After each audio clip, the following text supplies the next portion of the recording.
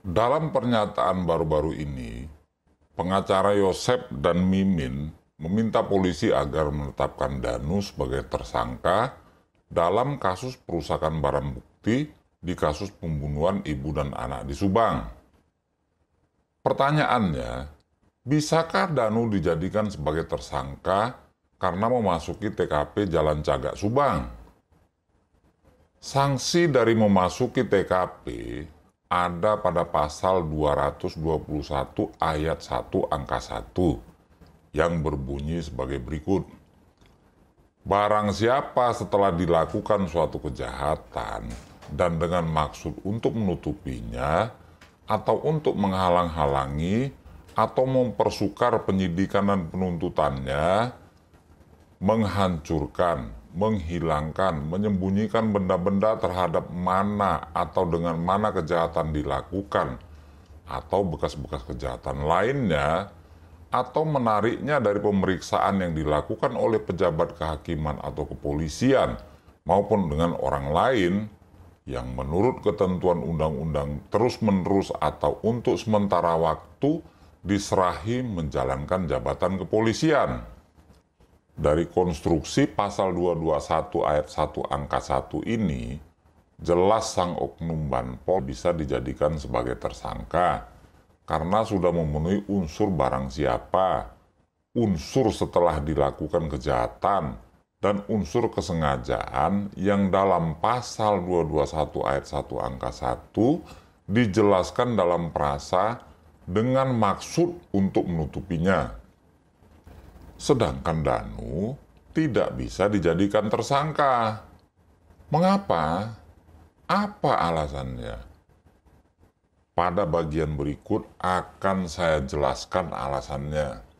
Sang pengacara Yosep yang adalah praktisi hukum harusnya ingat tentang prinsip hukum pidana, khususnya istilah mens rea atau niat jahat.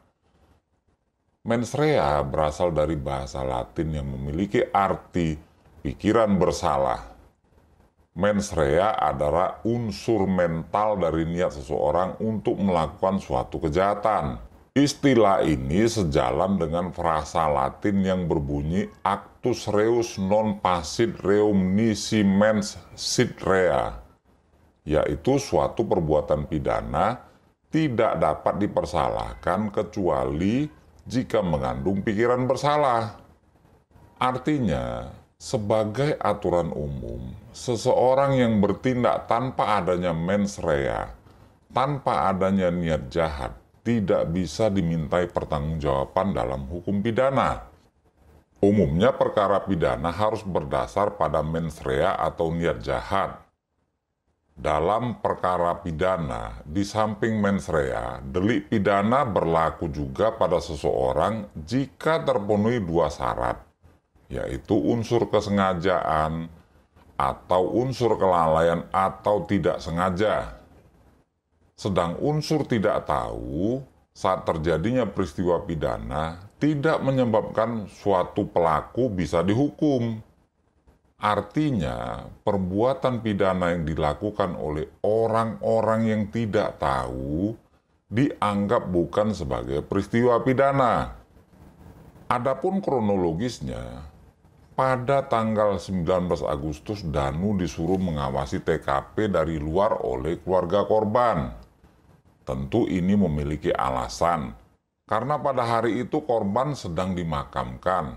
Sedangkan rumah TKP terdapat barang-barang berharga, mulai dari mobil dan barang berharga lainnya ada di dalam rumah. Pada saat ditugaskan ini, dari awal Danu tidak menemukan polisi yang menjaga TKP. Harusnya polisi ikut menjaga TKP karena ada banyak barang berharga di dalam TKP yang bisa saja jika tak dijaga akan jadi sasaran pencurian. Kemudian, Danu tidak masuk TKP hingga datangnya sang oknum Banpol. Di sini terbukti tidak ada mens rea. Bagaimana dengan oknum Banpol?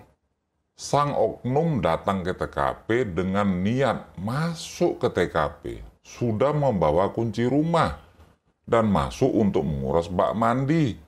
dan mengakui ditugaskan. Artinya ada oknum lain yang menugaskan. Jelas ada niat dan kemungkinan ada mens rea dari sang oknum. Dan jelaslah sang oknum Banpol bisa dijadikan tersangka. Mengapa Danu tidak bisa dijadikan tersangka, sedangkan Banpol bisa? Padahal dua orang ini sama-sama masuk ke TKP yang sama-sama melakukan pekerjaan yang bisa merusak barang bukti. Tadi sudah saya sampaikan, di samping mens rea, delik bisa ditetapkan jika dalam suatu peristiwa pidana ditemukan unsur kesengajaan atau kelalaian. Nah, untuk menjelaskan hal ini, saya akan menceritakan beberapa kasus pidana di mana seseorang baru bisa dipidana jika terpenuhi satu dari dua unsur delik pidana tersebut, yaitu unsur sengaja atau unsur tidak sengaja. Sedangkan unsur tidak tahu akan membebaskan seseorang dari proses pidana. Yang pertama, saya akan membahas unsur kesengajaan. Di sini akan saya tampilkan pasal 340 KUHP yang berbunyi sebagai berikut. Barang siapa dengan sengaja dan dengan direncanakan terlebih dahulu menghilangkan jiwa orang lain, dihukum karena pembunuhan direncanakan dengan hukuman mati atau penjara seumur hidup atau penjara selama-lamanya 20 tahun. Pasal 340 adalah pasal pembunuhan berencana, di mana tuduhan harus berdasarkan kepada unsur sengaja dan memenuhi syarat direncanakan atau mens rea. Dalam persoalan memasuki TKP, saksi Danu jelas terlepas dari unsur kesengajaan dan direncanakan. Karena masuknya saksi Danu disebabkan dipanggil oleh polisi dalam tanda petik, yang sebenarnya adalah oknum Banpol. Untuk unsur kelalaian atau tidak sengaja, saya akan mengupas beberapa kasus.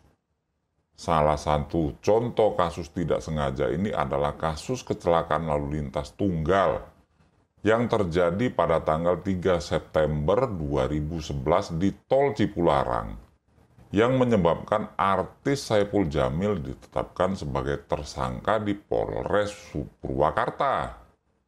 Kasus laka lantas tersebut menyebabkan tewasnya istri Saipul Jamil. Pada waktu itu, Saipul Jamil ditetapkan sebagai tersangka karena akibat kelalaiannya menyebabkan terjadinya kecelakaan yang merenggut nyawa istrinya. Mengapa Saipul Jamil lalai?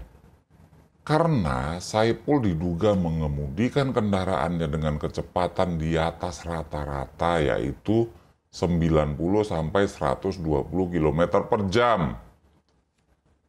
Dalam sidang putusan terkait kasus kecelakaan di Tol Cipularang yang menewaskan istrinya, Virginia Anggraini, majelis hakim di Pengadilan Negeri Purwakarta memvonis mantan suami Dewi Persik tersebut dengan hukuman 5 bulan penjara dengan masa percobaan 10 bulan.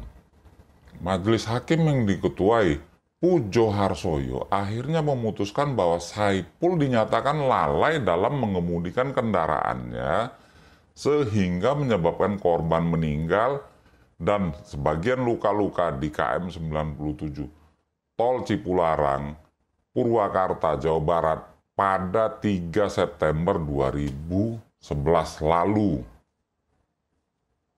Contoh lainnya, peristiwa kebakaran yang menyebabkan beberapa orang ditetapkan sebagai tersangka. Misalnya kasus kebakaran di Lapas Tangerang yang terjadi baru-baru ini.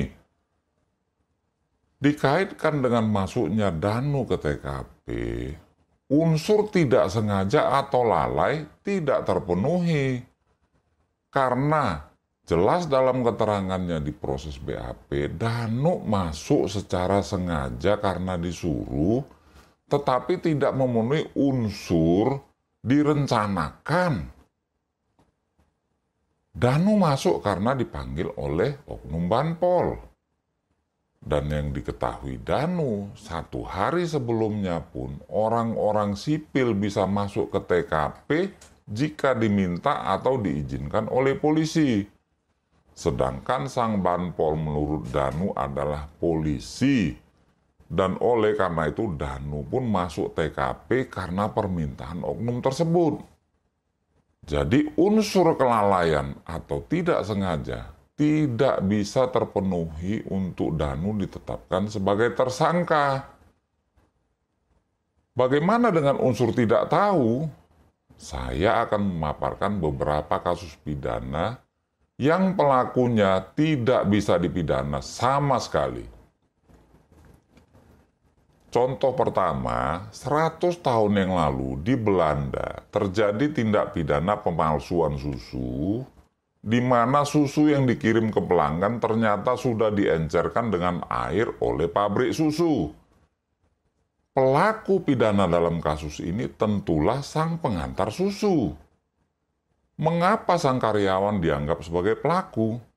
Karena sang karyawanlah yang melakukan perbuatan yang menyebabkan susu diterima oleh pelanggan. Tapi sang pelaku tak bisa dipidana karena ketidaktahuan dia saat proses pencampuran susu dengan air. Dalam kasus ini, yang dipidana adalah sang pemilik pabrik. Karena sang pemilik pabrik mengencerkan susu dengan air tanpa diketahui oleh sang pengantar susu. Contoh lainnya adalah kasus takjil beracun di Yogyakarta baru-baru ini. Kasus ini terjadi pada tanggal 25 April 2021 di Bantul, Yogyakarta. Pelaku dalam kasus ini tentulah Bandiman, bapak dari Naba, sang anak yang tewas karena memakan sate pemberian sang bapak. Mengapa disebut pelaku? Karena Bandimanlah yang menyerahkan sate yang setelah dimakan menyebabkan anaknya kemudian meninggal. Tapi karena unsur ketidaktahuannya, sang bapak tidak bisa dijadikan tersangka. Tersangka dalam kasus sate beracun ini adalah Nani Apriliani yang menjadi penyuruh pelaku. Sate pemberian Bandiman ternyata berasal dari terdakwa Nani yang ternyata sudah meracuni sate dengan sodium cyanida. Dan kasus takjil beracun ini hingga saat ini masih dalam proses persidangan dengan dakwaan pembunuhan berencana dan ancaman hukuman mati terhadap terdakwa Nani Apriliani. Contoh lainnya, orang-orang pengidap gangguan kejiwaan yang melakukan kekerasan fisik dan pembunuhan tidak bisa dipidana karena tidak memenuhi unsur sengaja atau tidak sengaja, melainkan hanya memenuhi unsur tidak tahu. Dari semua keterangannya, Danu terus menganggap orang yang datang ke TKP adalah polisi. Dan menurut dia, polisi bisa masuk TKP kapan saja dan bisa memperbolehkan orang lain masuk jika diminta. Dalam hal ini, Danu diminta oleh sang banpol yang dikira Danu adalah polisi untuk masuk TKP. Padahal secara hukum orang yang masuk TKP bisa dipidana. Danu pun masuk TKP. Tapi dalam pikiran Danu, orang sipil masuk TKP boleh saja jika diminta oleh polisi. Sedangkan banpol yang masuk TKP disangka oleh Danu sebagai polisi. Apalagi oknum ini memakai kaos polisi. Dari penjelasan ini dapat dikatakan bahwa Danu memenuhi unsur tidak tahu. Dan oleh karena itu tidak dapat dipersangkakan dengan pasal-pasal pidana. Karena 1 hari sebelumnya, yaitu pada tanggal 18 Agustus, beberapa saat setelah kejadian pembunuhan, di saat sudah terpasang garis polisi, bisa kita lihat ada beberapa orang sipil masuk ke TKP. Salah satunya kepala desa Jalan Cagak yang memasuki TKP karena diperbolehkan oleh polisi. Bukan hanya Kades Jalan Cagak, termasuk juga supir ambulans, para wartawan, Yosep, Yoris, dan masih banyak orang-orang sipil lainnya. Masuknya Kades Jalan Cagak ini tidak bisa dipidana karena adanya diskresi polisi. Ada banyak kasus pidana, namun tak bisa dipidana karena kewenangan polisi. Jadi, dari beberapa poin ulasan di video ini, jelas bahwa oknum Banpol bisa dijadikan tersangka. Sedangkan Danu tidak bisa dijadikan tersangka.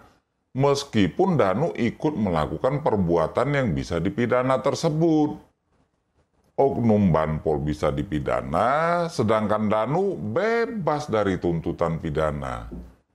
Ini sama saja halnya dengan pelaku pada kasus pemalsuan susu dan pelaku pada kasus sate takjil beracun yang telah saya ulas dalam video ini.